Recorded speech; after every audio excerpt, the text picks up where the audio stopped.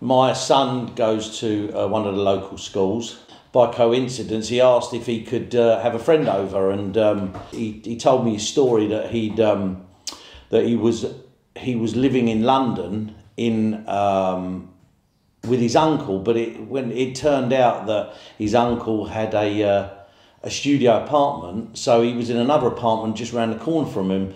And when I heard, I thought it was all a bit odd, really, because he was only 14. I said to him, there must be a better solution than this, than you living there and travelling, 2 hours there, 2 hours back, and being on your own a lot of the time. So in the end, both Lisa and I decided that we would take him, because we had, we figured we had the room and we could work it out that we'd take him in ourselves.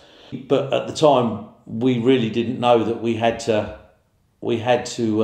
let the local authorities know that we didn't really even know there was a private fostering arrangement. We had a meeting at school, and in that the safeguarding officer was there, and it was at that point we were told that the authorities need to know, because you need to have a private fostering arrangement, and I think that's when they contacted them. Once the authorities knew that the lad was with us, they contacted us, and a meeting was set up where they come and visited. They went through what we had to do, the process of how it's going to work, and because they give him a social services representative that looks after him, and then there's one that looks after us too.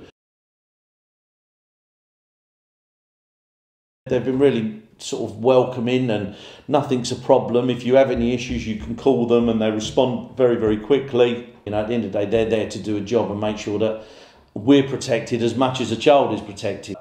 Certainly, the people that we dealt with, they made it very simple for us, and made us feel that we were made the right choices, and also that we were doing something good for someone that was in need.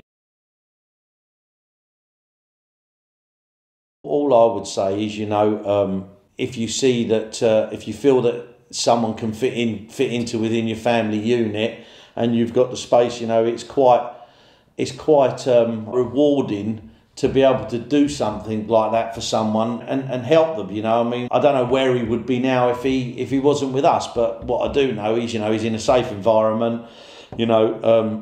You've got to be, one thing you have got to do, you've got to try and make him part of your family. But it's worked well for us, and we've welcomed it, and he's fitted in well. He does his chores that he needs to do, he helps out, and we can ask for no more than that, really.